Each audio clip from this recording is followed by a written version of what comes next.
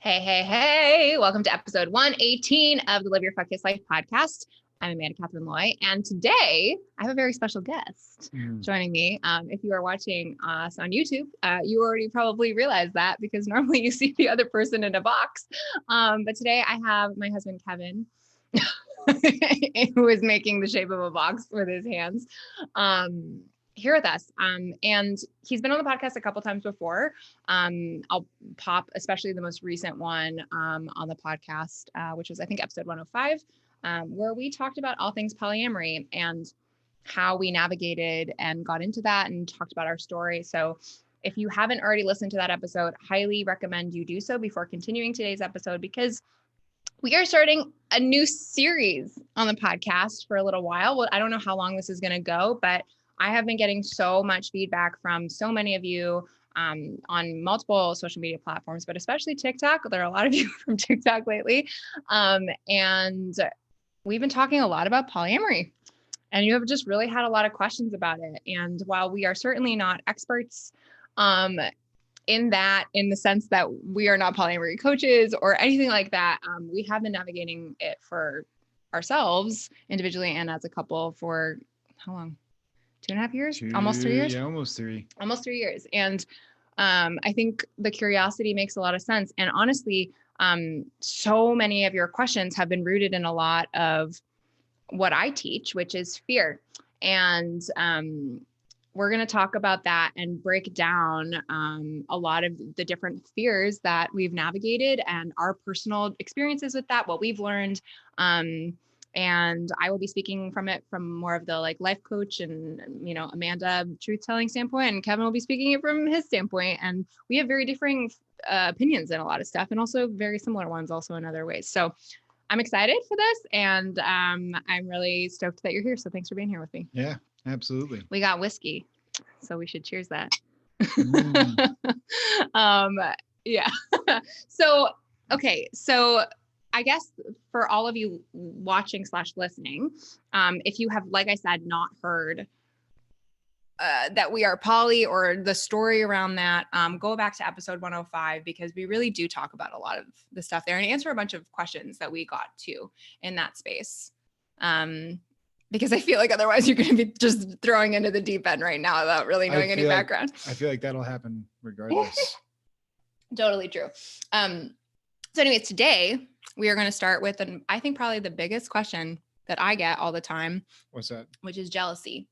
And specifically, how do you navigate feelings of jealousy? How do you operate in a space that is non-monogamous without feeling those feelings? And how do you prevent feelings of jealousy or sit with those feelings? And I feel like I get questions about that every single day.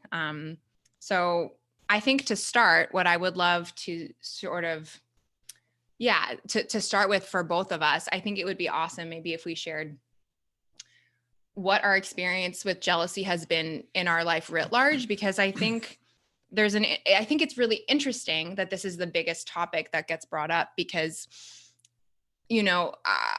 I've never been asked that in the context of us being monogamous. I was never asked by friends. Yeah. I mean, I don't know, maybe that's unique to me, but I was never asked by friends or family or anything like, do you ever get jealous, or like whatever. And I certainly never did in the context of monogamy personally, but I know I think it's interesting that this is the number one thing that's brought up, because I know a lot of people who do identify as monogamous who experience massive feelings of jealousy.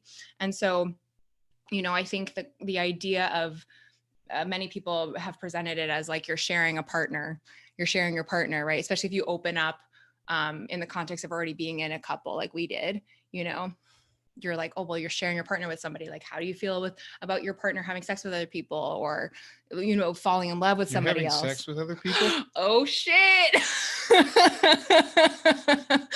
Welcome to ethical non-monogamy, where we communicate effectively. That was a joke for all of you who did not catch that. You should have seen my face. Yeah. But yeah, like that is, I think it's interesting that that's been the biggest question Because honestly, that wasn't something I was really worried about stepping into ethical non-monogamy personally. So I'm curious, like generally speaking, what has been your experience in life with jealousy? Well, I think different from yours in our togetherness. Like I had friends who, this is a simple example, but friends who weren't involved in theater or didn't know what it was like, literally asked me, like, "Do you get jealous when Amanda has to kiss someone on stage?" Mm, And it's interesting. Like I never was like jealous of that interaction at all. But I think, in my younger adulthood, I had some pretty gnarly shit happen and grew up with some pretty gnarly shit yeah. that like made whatever interaction, whether that was a stage kiss or ethical non-monogamy, poly, like aspects of that, like difficult to grapple with. There's not like a clean answer for that, I suppose. Yeah. But also I really feel more like jealousy is like um what's a good analogy? It's kind of like soup, right? Like there's a fuckload of different kinds of soups, but it's all soup, or whiskey, right? Yeah. Like some all scotch is whiskey, but not all whiskey is scotch, kind of thing. Yeah. So yeah, I think there's really a lot of different flavors of that. And it's, I don't know, maybe I'm being too heady about the whole thing and I should have had more whiskey. But to me, like, yeah, I was not and have not really been worried about jealousy or plagued with it. I don't think. I struggle more with like fears of abandonment and those which things. we will be talking about in a later episode in more depth for sure. Yeah, and I suppose with my analogies, you could argue that like those are part of the flavors of jealousy, and I would probably be in that camp. But not jealousy in the sense like I feel like there's this very specific thing that I may not be able to articulate well, but like when you're in this monogamous headspace, there's this like your partner being intimate with anyone else, whether that's physically or emotionally, is like the worst fucking thing ever. And if you ever think that's going to happen, like you get all these like really awful, terrible feelings, right? Right. And so I don't think I ever felt that. Yeah. Why do you think that in the monogamous framework, or when we were in monogamy, that was, and that is considered by so many as like the worst thing ever? Yeah. Do you think that's so interesting? Because I think because I had so much security in our relationship and still do, when we were monogamous, I never questioned if there was ever the potential that you would cheat on me, because our relationship and us as individuals are so rooted in integrity and honesty and transparency. So I was never worried about that. But I know that's not true for all relationships and not all people. So I think I never, while you have quite significant relationships with a lot of people in your life that have had crushes on you, and when we were in monogamous spaces, I never knew that. But it's like, true, and you know, and like it's never ever. I've never felt jealous about your, spending time with them, which you would often spend quite significant amounts of time with those people because they were very close friends of yours, or still are. And that just I never had any worry about that because of the way that our dynamic has been and because of who we are as individuals. Yeah. But I think stepping into non-monogamy opened up in different insecurities. It's like, I think in the monogamous context, especially when you're married, for whatever reason, like I think a lot of people get married, and I know I felt this way, and it's like, oh, now I have like this extra security blanket that like you cannot leave, and it's like, I've promised, this to you, and that's how we've always operated and how we continue to operate. And yet, marriages, over 50% of marriages fail, so even in a monogamous context, there isn't any sort of surety that won't happen, right? that won't end. Yeah, but I think that all the comments oh, it could still happen in a monogamous, I think that's kind of a red herring, right? Like, polyamory opens up a lot of different things. You see what I did there with opening up?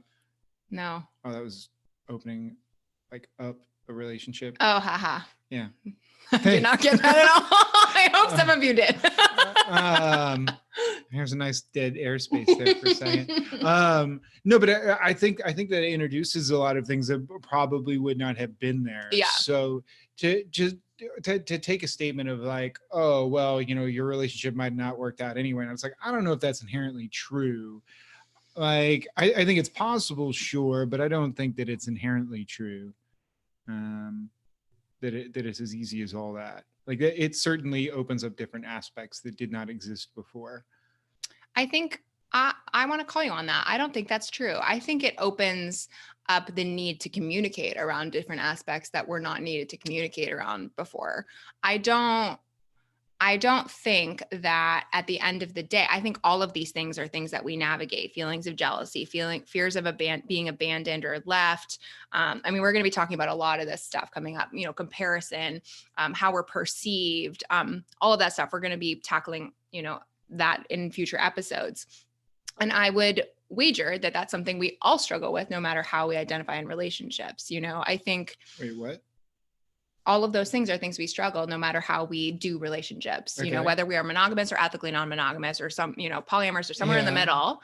I think we all struggle with those feelings, those fears, right? And at the end of the day, monogamy is just a choice, but it's also a thing that a lot of people are quote monogamous, but then there's a shit ton of affairs that happen, right? So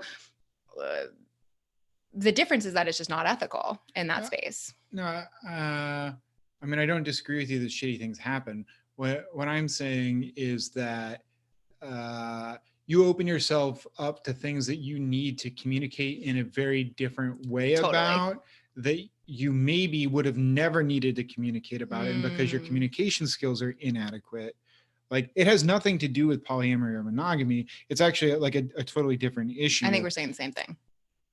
Maybe. Yeah. So what are you saying then? I'm saying that I think that there are monogamous couples who, if they stayed monogamous instead of trying polyamory, might have been better off. I don't think it's for everybody. Oh, totally. I don't, but I also think it's not inherent that if those people try it, that it would be bad for them either. Yeah, I guess I'm speaking in the context of jealousy and saying that I think that can exist no matter what our relationships are. Does, yeah.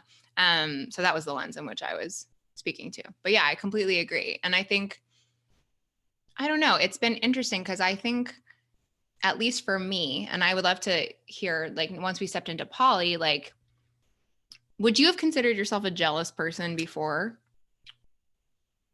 In relationships? Yeah, with me specifically. I don't think so. Yeah. Would you have considered? No, I mean, I think because of some of your past stuff, you've certainly maybe a little protective. Yeah, or been more wary about like you said, some of the stage stuff that I navigated. And I think you maybe struggled more with those things than I had experienced in previous relationships with other partners. Whereas I didn't really with you at all. All the stage kisses I was doing were non-existent. Yeah, super non-existent. But I know I just meant more so with other people. But yeah, even when we stepped into ethical non-monogamy and started, our polyamory journey, which we talk about pretty in detail in episode 105, I don't know that I would qualify any of the feelings I experienced as jealousy early on personally. I definitely had a lot of fear of missing out. Mm-hmm. And I think my fears were rooted in, I'm going to fall behind, especially because originally in our relationship structure, you and I both stepped into relationships with the same person and had a triad dynamic, which again, we talk about more in detail in episode 105, if you're curious or haven't listened to that episode. And so I think that brought up a whole slew of different feelings that I wasn't expecting, but I wasn't jealous. I didn't feel jealous around you. I felt jealous around the other people, you know, when they were developing closer relationships with other people that weren't me, or spending time there, that's where the jealousy feeling started to pop up for me, because I wasn't secure in that relationship. And I wasn't feeling, Can I ask a question? Yeah. When you say that relationship, do you mean with that other person or in the triad? Oh, interesting. I think with that other person, and it wasn't, I mean, I'm not just speaking in context of the triads. This has also happened in other relationships of mine, and partners of mine where, you know, if they are starting to date other people and maybe they hadn't been dating other people during the context of our relationship, it's like, oh, I'm noticing feelings of jealousy start to pop up, and not in like a, you can't do this, whatever way, but it's interesting. It definitely comes from a place of, you know, I want that time, or I'm just, there's those feelings pop up in that way. But I think it's interesting that for me, it's been less present with you. And I think at the end of the day, for me, at least, it's because I have a deep, secure bond and attachment and trust in our relationship that with newer relationships that are just starting, and forming, and we're kind of figuring out like the dynamic and all of that stuff is less present, you know?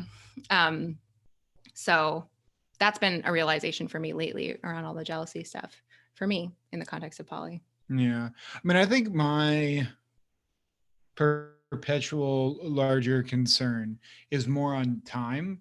You know, like all the other things are quite literally infinite, you know, but time isn't. Yeah. And so, you know, my own time is strapped. Like I work a fuckload. Yeah. You know, and I have you, and I have a couple other people in my life that are really important to me, to, you know, varying degrees of commitment. Yeah. You know, and when you throw on like, you know, engaging with other new people, like in whatever direction, like that's, you know, it's like, fuck, Google Calendar is really important, you know? Yeah, we've gotten a bunch of questions of like, how do you schedule your life? Fucking Google Calendar.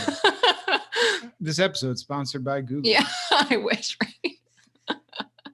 Yeah, I it's interesting. And I want to get into later in the episode, I want to get into what I think for both of us, what we feel like jealousy actually is a deeper reflection of, because I think ultimately it's just a higher level emotion that speaks to different things that we don't actually say or understand or are aware of in the moment.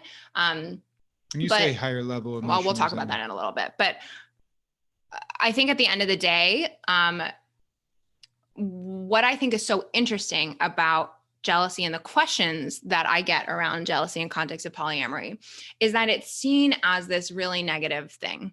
It's seen as this really awful emotion that we should fight to feel, or isn't, quote, normal to feel. That if you're feeling it, it means something's wrong, right? I think is often how that's reflected. And I think in the context of monogamy, that's very true. It's like, well, if you're feeling jealous, then it means something's wrong with your relationship, or maybe you don't trust your partner enough, or all of this stuff. And what I've learned in the context of poly that I'm so appreciative around jealousy, and this is also a big part of the work I do, just generally speaking from a coaching standpoint, is removing the morality, the good, the bad, the positive, the negative when it comes to emotions, because all emotions are just emotions. And at the end of the day, jealousy is just another emotion that we feel. And it's not inherently negative. It just is. And it might feel less great in your body than, like, say, joy or gratitude or excitement, right? It might feel less positive, right?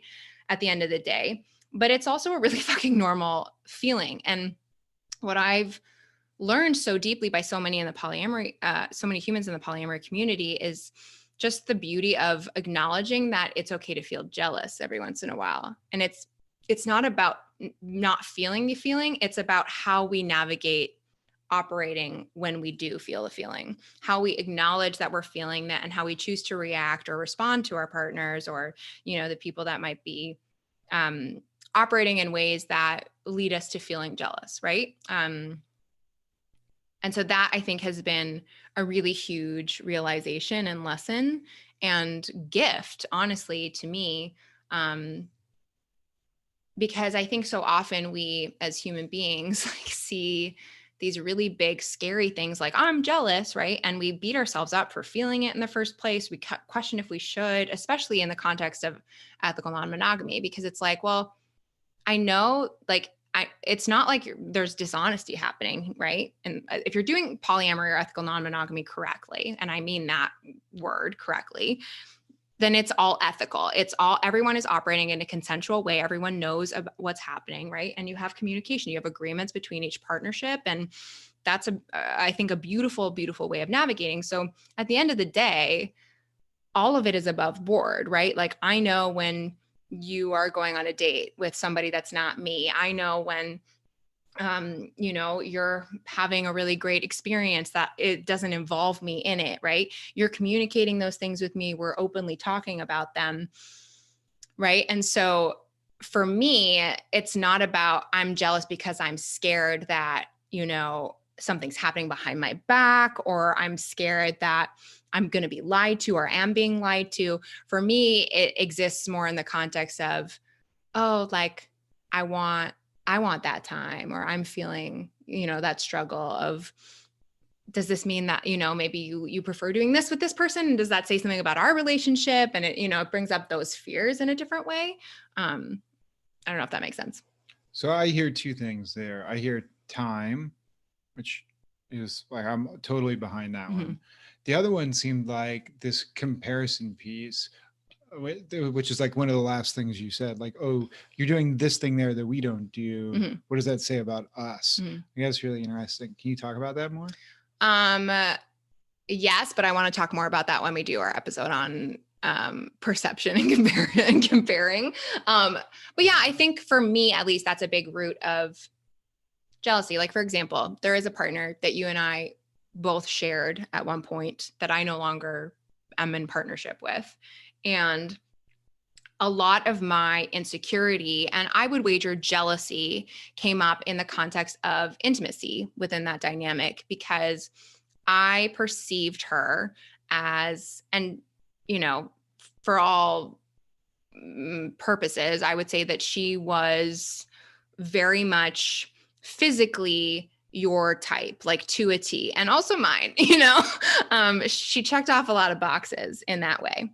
And when we first all started dating, I felt a lot of insecurity around my body and my sexuality in comparison to her, because, she checked off a lot of those boxes from a physicality standpoint, but also sexually speaking, like was very, very in her body and just like really, really moved in a way that I was like, I'm not there yet, like I hadn't quite achieved that liberation in my sexuality that she seemed to, at that time.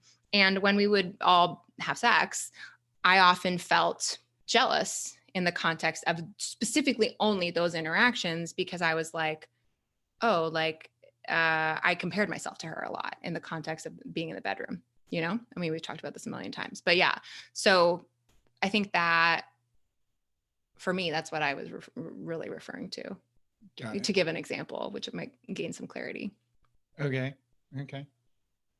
Yeah. So yeah, I just think it's interesting to get back to what we were saying about in the context of, being a positive / negative emotion, what do you feel like you've learned in that space when it comes to just jealousy as a whole? Well, I think I used to, I've kind of alluded to this. I used to think of it as like one specific thing. And, now I very much have this soup analogy, which I'll stick to. So maybe share the layers of what are the different flavors of jealousy. Well, so the gumbo is I think there's things that are like the first fork for me under the word jealousy, or the, side by side umbrellas. Like, I don't know how to visually describe what's in my head, but they're ladle. If we're going to soup metaphor. Well, maybe you need two ladles. Maybe you have a double ladle. Like double rainbow. Discover it. That was good. No, you have these things that are 100% you, right? Like your own shit. And then you have things that are not 100% you. Like there's either, when you say your own shit, do you mean like your own emotions, your own our own responses, security, perceptions, like those type of things. Yeah. And then you have things that are maybe under communicated about, or things maybe someone broke an agreement, or has recently done so, or breached a boundary. I don't know. There's all sorts of things in that bucket that it, in some ways broken your trust, even if that wasn't something that was part of the other set of things. Yeah. So that's like the top layer to me. I think the vast majority of things are in the your own shit ladle, but that's not 100% true. Totally. And those things are more like, I think some of the things that you were describing, like feeling like you were missing out, or the potential for that, or comparison things, those type of situations. Yeah, the other side is like maybe a grayer area. Like, I really feel like this interaction with someone like goes into unethical territory, or this is a situation we haven't spoken to each other about yet, and I feel like we should talk to each other first, and you don't, and the proverbial you here, to be clear. Yeah. So that I think, and that brings up feelings of jealousy for you. Well, it could bring up that shitty feeling of like, something's wrong here, right? Like I think that was actually you had that as a definition while you were talking there, and I think that's interesting. So I don't think that that's inaccurate, that something is off here. Yeah. But that what I'm trying to delineate is that I think there's an off internally and an off externally, and that off externally doesn't necessarily mean that it's wrong, but it can be. It can be, yeah, for sure. So that's the bent that I was kind of talking about there. Is that there are both forks there, ladles, and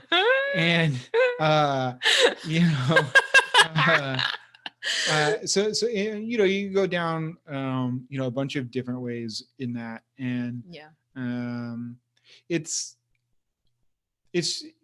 tricky. I think the further you go down on the internal path, because it's more and more shit that you have to like uncover for yourself, or work on in therapy, or have conversations, and hopefully your partner or partners you're talking to are receptive of you feeling funky, maybe funky about some stuff they're doing, even and it gets heavy. Yeah. So I think this pivots perfectly into what I wanted to, step into around jealousy, which is, what you said, there's the external, but then there's also the internal stuff, right? Our perceptions, the things that it brings up for us. Maybe that's trauma related, maybe it's not.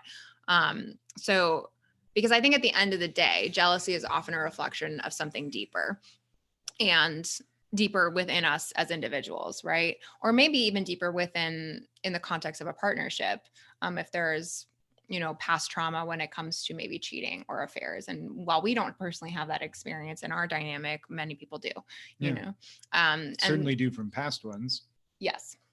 So I'm curious, what do you feel like when you've experienced jealousy? Because we talked about this a lot. Like, what do you feel like has been the deeper thing that's come up for you in some of those moments? The inner stuff, that has been sparked, or you're like, oh, interesting, I need to look at this deeper, or I didn't expect this to be the bigger thing underneath. Well, clearly none of that was on me, and it was all on all my fault. All your fault. Yeah. No. No, I think for me, it's really been more about changes, and because I don't really do very well with change for myriad reasons, none of which we need to get into now on this beautiful podcast of yours. That's for therapy time. But it's for me, a sudden change or departure in some established portion of a relationship, especially if it's for other folk, has been, that's been tricky for me to navigate. And I think ultimately that goes back to time, which is, something that I started to talk about that and we went off on something else. But for me, that's a big thing. Yeah.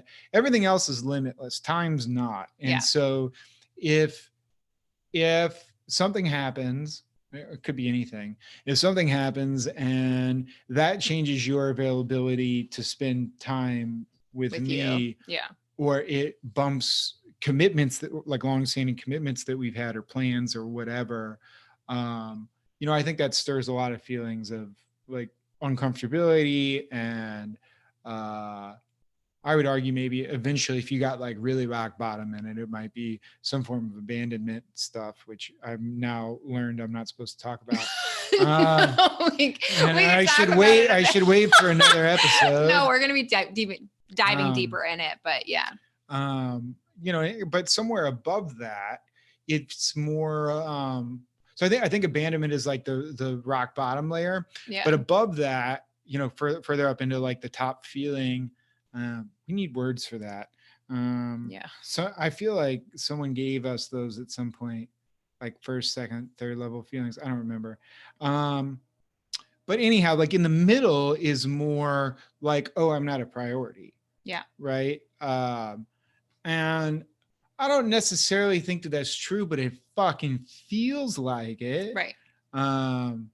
So did that answer your question, or I just danced? No, totally. I think, I think that's been your experience. I'm curious though, what about, that feeling of not being prioritized or lack of time or maybe something shifting? Yeah. What about that leads to jealousy for you?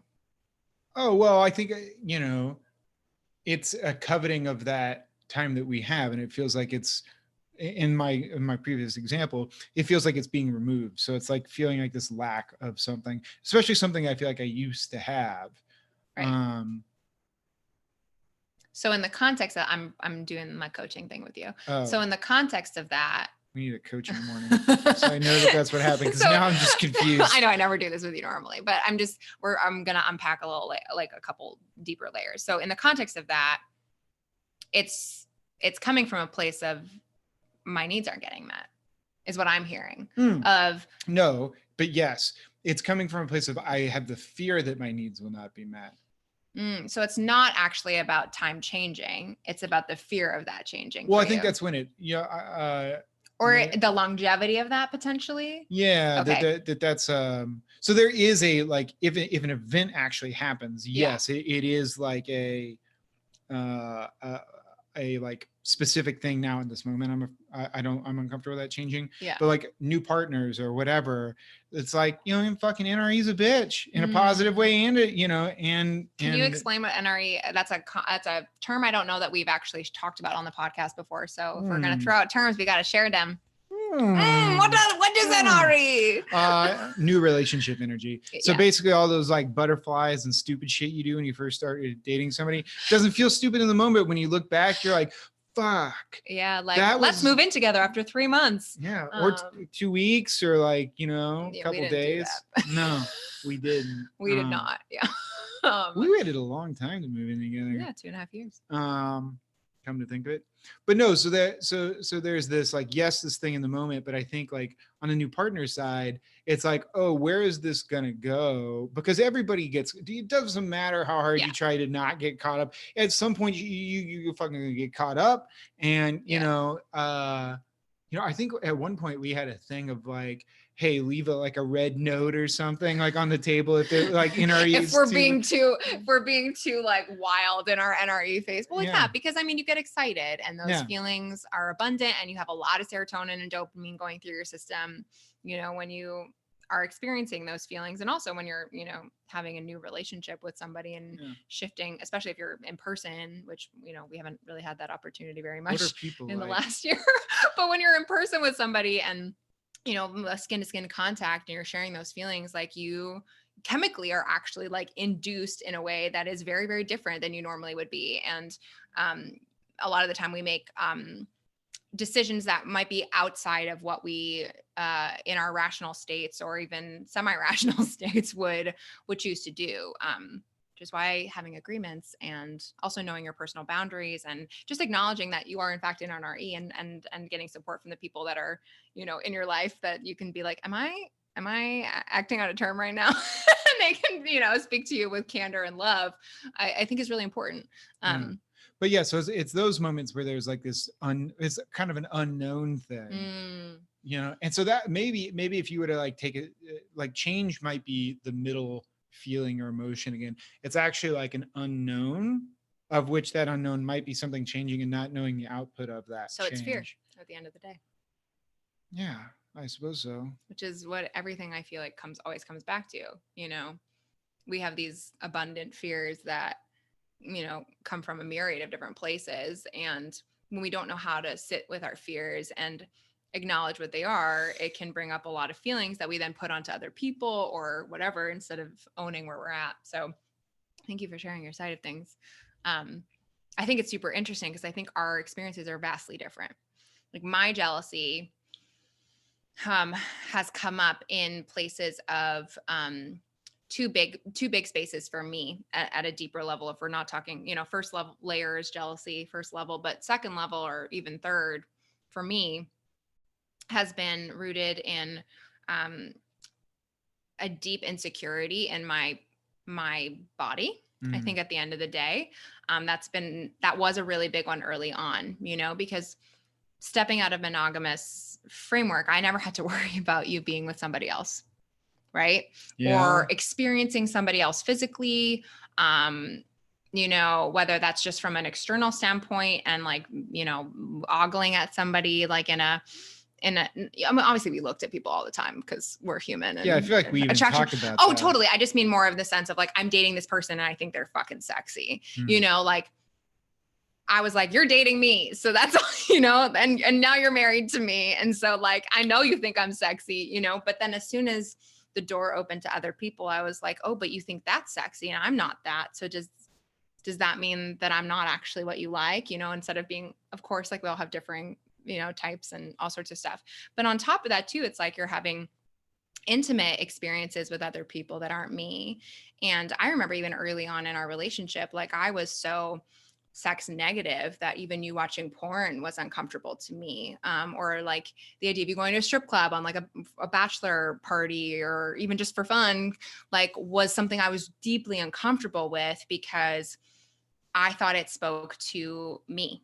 And I was so self-conscious in my own body and my own sexuality, even though I put on a really great show to pretend like I wasn't, for so many years, that when we stepped into the context of polyamory and ethical non-monogamy, I really, really struggled with being like, oh, well, do you like that better? You know, especially because sometimes I was witnessing you have, you know, sex with somebody else in front of my eyeballs. And so it'd be like, oh, you're reacting differently than when you react with me. And, you know, or then it was like, you know, if we were ever not in the same space doing that, it was like, well, did you have a better time? And all these questions. And it's like, well, does that speak to my sexiness? Does that speak to my desirability and all sorts of stuff? Because I was not comfortable in that space. And that's obviously 9 day different now, but that wasn't that long ago that I was feeling those feelings. It was, you know, 2 years ago, because I was still very deeply on my own personal journey of accepting my body. Yeah. I mean, it's interesting to hear you talk about that, because I feel like those are the things that I've picked up more recently as like jealous points, like specifically like body things for me. Like I worry about that. That's what you've picked up for your own. Oh yeah. It's like, you know, the time thing is fucking consistent, you know, like that's just a thing for me, I think. Yeah. Should write that down for Sherry. But the nobody knows who that is. That's my therapist. She's great. Pro therapy in this household for sure. Yeah. But no, the other ones are new, you know. Yeah. So, you know, I try not to let that bother me too much, but those are things that are like I can definitely empathize with, you know, at this point. Like I think in the time period that you were talking about, like that probably didn't make sense to me. Like I don't remember if we spoke about it or not, but like now it's like, oh yeah, I get that, you know. So that was a big one for me, and turns out also illuminated that that's one for you, which I knew, but I didn't want to obviously impose on the podcast. Oh no, this is y'all are my new therapist. Respond in the comments. But I think now, being in a very different place with my relationship with my body and feeling wildly liberated in that space and confident, obviously that's still a constant practice, even though that's what I do as a coach. We're constantly practicing those things. Anyone that tells you differently is lying to your face, I believe.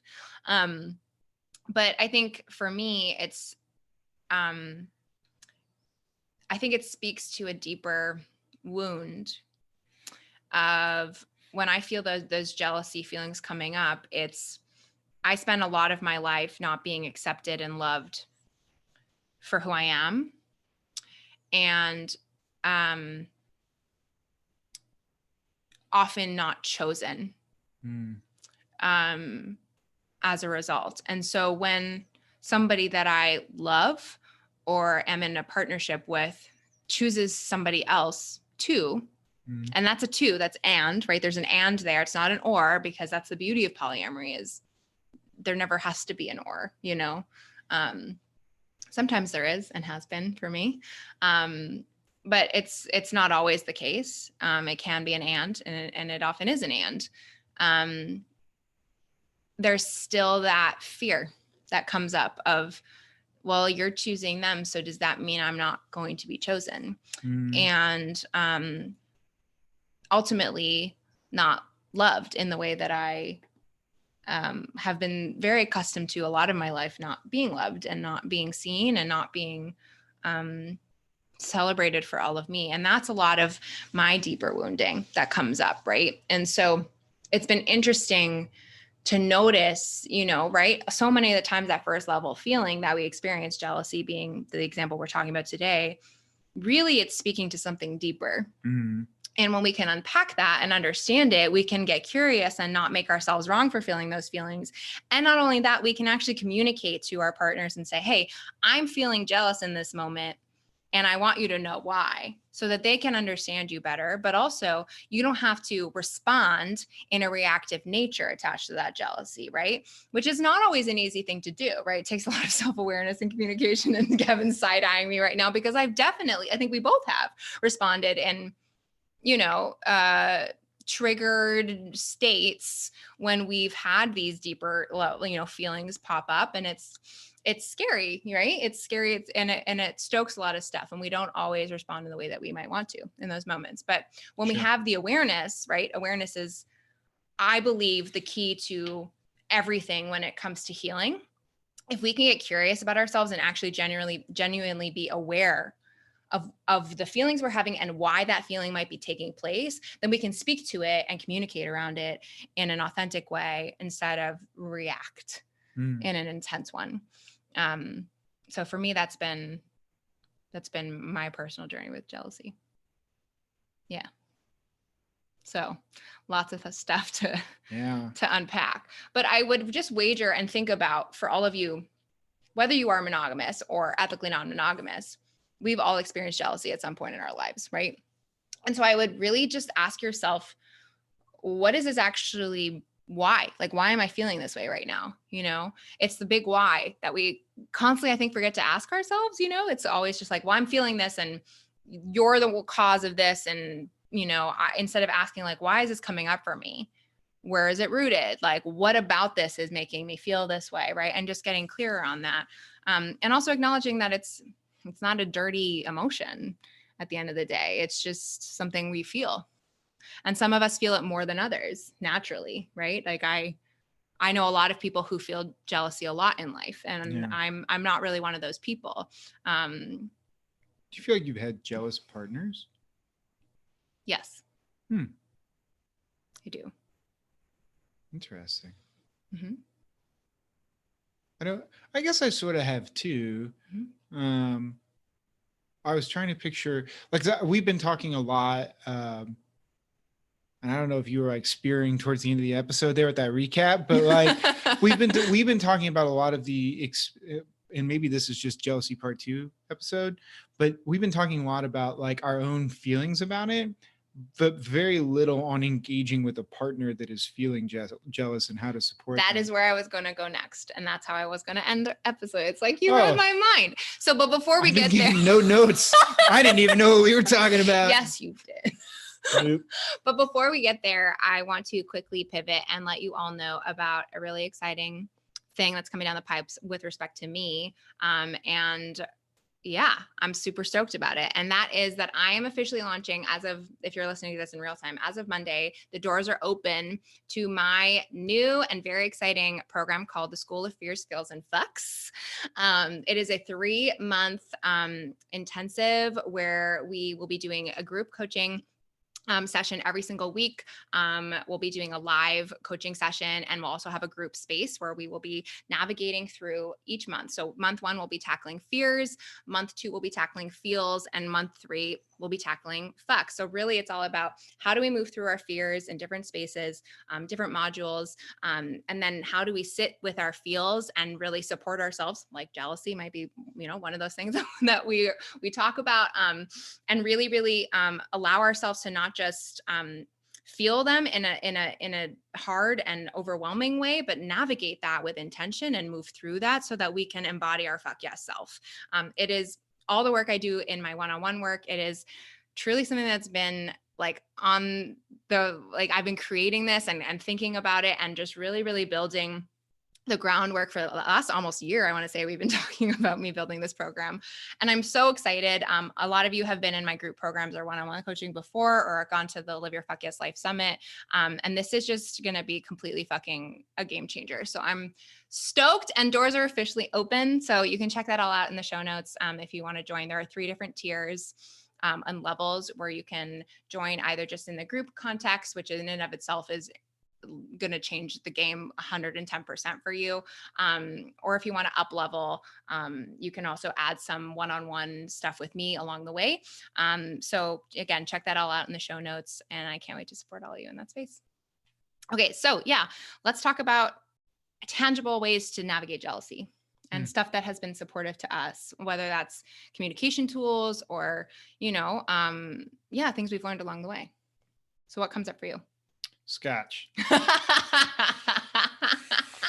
No, that's kind of true. I'm also out of scotch. Yeah, I'm getting close.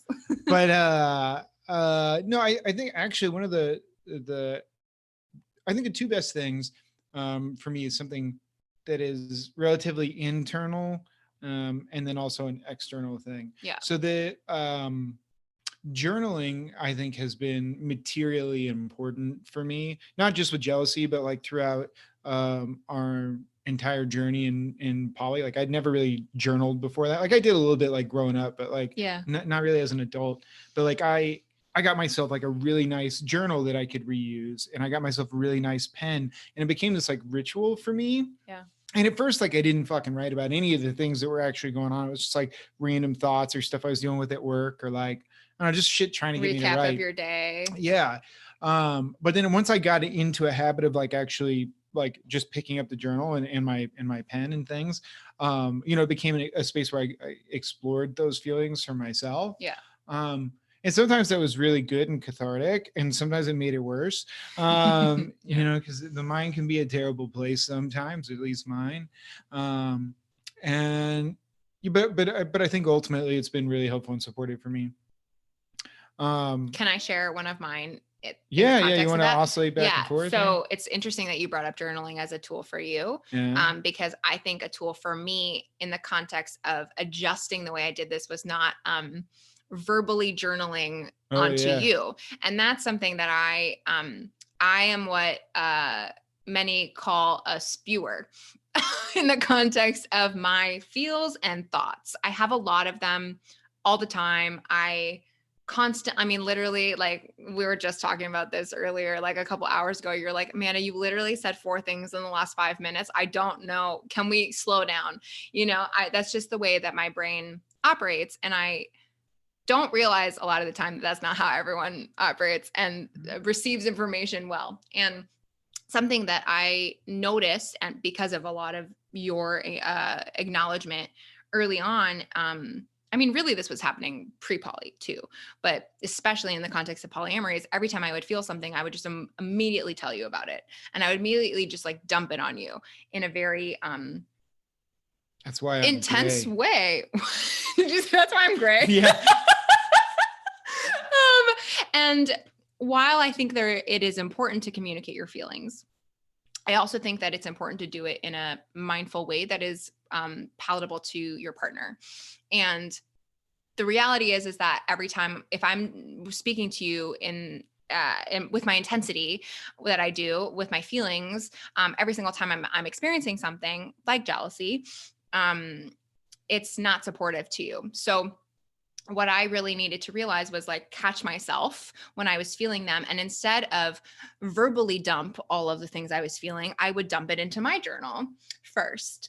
And that would help me, first of all, just get it out of my head and get myself into like a tactile thing, which always helps me personally, but also it would allow me to actually look on and take a space from the moment where I'm feeling these feels and say, is this something that I'm actually feeling because I need to bring this up because it has to do with an action, or maybe something that I'm feeling weird about? Or am I just like having a moment and is this actually important to talk about? And it helped me gain some perspective on the moment instead of just living in it and so intensely and moving solely from a reactive space. Yeah. So that's definitely been a big one for me. Yeah, that's good. I'm getting color back in my hair. Next. So I think I said I had 2, but really I have 3. So I'm adding 1. Okay. The second one I think is just like a general community resource of things. And I don't necessarily mean like going and talking to people. I mean like reading literature on polyamory and how to do, like the chances that you are the first person to experience whatever you're experiencing right now is like near zero. Completely. So yeah, there are it's good to know you're not alone. Yeah, it's good to know you're not alone. There's a multitude of books. There's to give a shout out to another podcast that I think really helped us, Polyamory, and they have a really cost-effective Patreon thing that gets you into a private Facebook group where you can talk to people. Yeah. And then if you're a nerd like me, there's Reddit, and there's a multitude of polyamory or ethically non-monogamous subreddits, even polyfamily stuff, if that's your jam. Like there's all sorts of different things there. And, you can kind of poke around, from everything from jealousy to like agreements to, safe sex practices. Like people have asked all sorts of shit. Safer sex. Yeah. There's an R and I just dropped it. I don't do R's. But there's a lot of stuff there. And one, just knowing you're not alone, but also reading other people's experiences going through the thing. Support. So it's why I think the Reddit side of it is really helpful a lot of the times, because the people there are really active. Yeah. And so you don't even have to like post your own stuff most of the time. You can just go and see. And sometimes they're, a little, I don't know. Intense. Yeah, intense or like witch honey sometimes, But like for the most part, it's pretty good information. Yeah. You will at least be pushed to think about your situation in some way. Yeah. So that's number 2. You got 2? Yeah. I think my second one is usually, I think we both spoke to this about what the lower feelings of jealousy look like, but I think often it speaks to a need that's not getting met. And so I think, getting clear on what that need might be, whether that's more time, maybe you need a date night, an extra date night that, that you're not having, or you're not having quality time in the way that you want, or maybe you are in a triad or having in NRE and you're not feeling like you're having as much sex as you would like to be having, or whatever it is. And just, I think setting aside a time where you can both say, hey, can we set aside a time to just chat about something that's been on my heart, on my mind, when you're in a good space to receive it, and put a time on the calendar to have a check-in with each other and just say, hey, like, this is what I'm noticing, that I'm starting to feel some feelings of jealousy. And I've really thought about it. And I realize that at the end of the day, it's because this need isn't feeling like it's getting met here. And I would really love if we could maybe add an extra date night, for the next few weeks. So I feel like I'm getting more quality time, or, I'm feeling a little jealous that you had this experience with this person. And I really wanted to do that with you. Like, can we do that together, you know, and just creating a way to fill that need instead of living in the lack, building up the abundance. Yeah, that's good. Thanks. So my third one is actually kind of intimately related there. And it's for me that like the whole, there's a process to the whole thing. Like you might have gathered that I'm process oriented from my journaling and like needing this thing to like make it feel right. And this research, like I feel like once I'm done with that, I've spit my own stuff out on paper.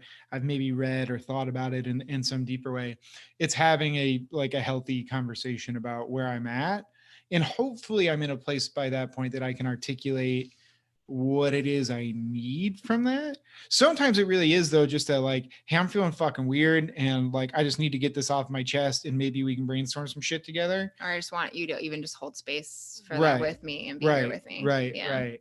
And then other times it's like there's this very concrete date night or like, I want to play with ropes too, or like, you know, like whatever it is, you know. So yeah, but I think that like other things I think we've talked about today and elsewhere is like that's a spectrum. And I think sometimes when you're navigating maybe earlier on or more complex issues later, like there's this spectrum of like you feeling shit but you don't really know what it is, you know. And just being able to, or why. Certainly the why part. But being able to just articulate where you are at and have someone that's receptive of that, even if that's just to give you a hug afterward because they don't fucking get it either. Yeah, be like, hey, I'm here with you. I don't understand, but I ultimately totally hear you, and that's super valid, and I love you. Yeah. So those are my tricks. Yeah. Whiskey, journals, Reddit, talking. Usually after some whiskey. But those are, I mean, really, that's like a big part of our way of navigating what we just shared. Like that's a huge part of our process. So I hope that's helpful to hear. And I also hope that this episode has made you feel less alone in your feelings of jealousy, no matter what your relationship dynamic looks like. And you are not alone at the end of the day. And jealousy is a super normal thing to feel. And when we can come to terms with that and learn how to move through it in a concrete and thoughtful way, it really is so much more supportive than the opposite. So thank you all for being here. Thank you for listening. For all of the episode show notes, you can check it out at amandacatherineloy.com/podcast/118, or you can just head to your whatever app you're listening to this on and scroll down and check it out. Also, all of the enrollment information for the School of Fears, Feels, and Fucks is there as well. And we're going to be doing more of these episodes. So make sure you subscribe, like, and review on iTunes so that you get them dropped in your iTunes or Spotify or wherever the fuck you listen to the podcast every single week on Thursday mornings. And until next week, we'll see you on the flip side. Want to say bye-bye with me? Bye-bye. Bye. We say bye differently.